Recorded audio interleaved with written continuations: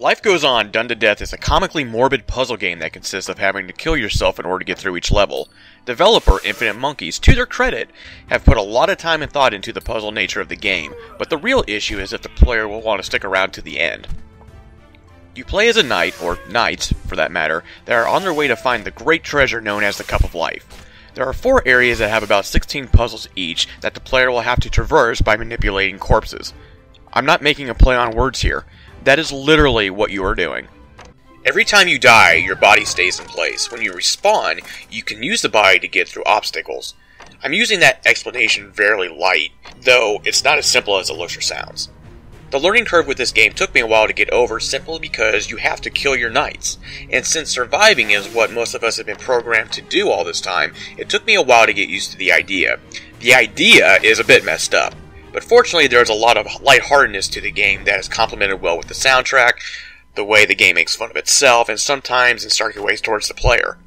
It's not an overly violent game from a gore aspect. When you do throw yourself onto some spikes, there's no blood to be shown on screen.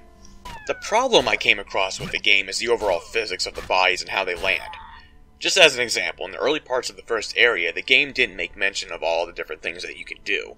While that gives it a challenge, I had no idea that I could kill myself multiple times onto a bed of spikes on a moving platform, and then die again on top of those bodies, so that when I press a button within the level, I can dump the loose body onto a button that would allow my escape. In the game, you are given a challenge to commit suicide a limited amount of times, and clear the board in a matter of seconds. While I did enjoy that challenge aspect, it came down more to luck most of the time. If your corpse doesn't land in a certain way due to the ragdoll physics, then you may either have to start the board over, or just kill yourself again.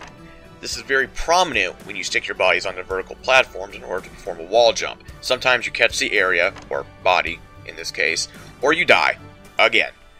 Truthfully, you will not reach each of these goals the first time anyways, as you have to experiment on what some buttons do, but at least it gives the game a high replay value. Life Goes On Done to Death is morbidly silly and challenging. Most of that challenge comes from the lack of explanation of the physics early on in the game. After you get past the first half of the first world, you'll understand what to do. Having said that, there are many new elements and traps that pop up along the way that will make your mind work over time. The only major fault is that even when there is replay value to the game, you may want to pull your hair out during some puzzles that will ultimately make you not want to even go through it again to beat those objectives. Life Goes On is a well thought out game full of electrocutions, impalements, and death by fire or ice. If you enjoy a challenge, but there just isn't enough there that makes me want to go back and beat my own score because of the frustration I felt during the game. My name's Brian, I'm with the New Game Network. For the written review, please visit www.nugame.net. Please subscribe to the Nerd Theory YouTube channel. We would appreciate it. And until next time, I'm Brian and I'm out.